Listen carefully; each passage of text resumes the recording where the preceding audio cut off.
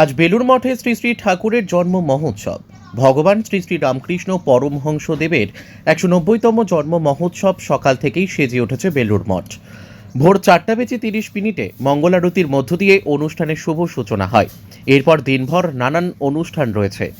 ঠাকুর শ্রী শ্রী রামকৃষ্ণ দেবের মন্দিরের ডান দিকে গঙ্গার ধারে অস্থায়ী মঞ্চে সকাল থেকেই চলছে নানান ধর্মীয় অনুষ্ঠান, বেদপাঠ, স্তবগান, ভজন, পদাবলী কীর্তন, ভক্তিগীতি, বাউল গান, কবিগান, লোকগীতি। এছাড়াও আজকের এই বিশেষ দিনে ঠাকুরের নির্দেশে বেলুড় মঠ প্রাঙ্গণ সম্পূর্ণভাবে উন্মুক্ত করে দেওয়া হয় দর্শনার্থী ও মেলার উদ্দেশ্যে। সমগ্র মাঠ জুড়েই ব্যবসাদাররা নানান পসরা সাজিয়ে বসেছেন। সকাল থেকেই চলছে বেচা কেনা। এছাড়াও বেলা 11টা থেকে দুপুর 2টো পর্যন্ত হাতে হাতে প্রসাদ বিতরণেরও ব্যবস্থা করা হয়েছে। সন্ধ্যায় সন্ধ্যারতির পর এই অনুষ্ঠানের পরিসমাপ্তি, যা চাক্ষুষ করতে দূর দূরান্ত থেকে হাজার হাজার ভক্তের সমাগম ঘটেছে আজ বেলুড় মঠ চত্বরে। দেবের জন্ম মহোৎসব। হ্যাঁ আপনারা সব এক ড্রেস পরে রয়েছেন, হ্যাঁ। স্টল দিয়েছেন এখানে হ্যাঁ। মেলাতে। হ্যাঁ কি বিষয়টা কি? অ্যাকচুয়ালি 2018 সালে আমরা আটপুরে যাই, 2017 সালে 24শে ডিসেম্বর।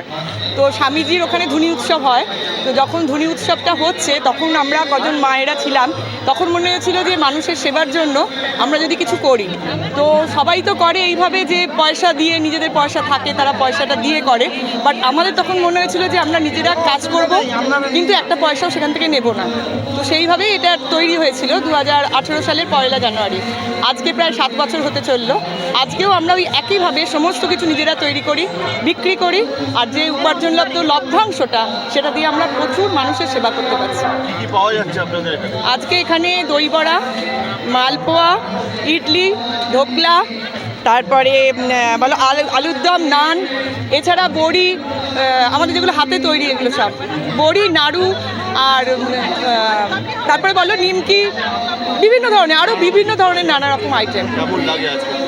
আমাদের ভীষণ ভালো লাগে। আর সবথেকে এটা আনন্দ লাগে যে আমরা সব মায়েরা এখানে একত্রিত হই, যে যেরকমভাবে পারে। কালকে রাত জেগে আমাদের কাজ হয়েছে, কিন্তু এই উপার্জনলব্ধ যে মানে পয়সাটা, সেটা যখন আমরা কোনো অনাথ আশ্রমে গিয়ে বাচ্চাদের সেবার কাজে লাগাই বা মঠে মহারাজদের সঙ্গে কোথাও গিয়ে করি, তখন ভেতর থেকে একটা অন্তর থেকে ভীষণ তৃপ্তি পাই।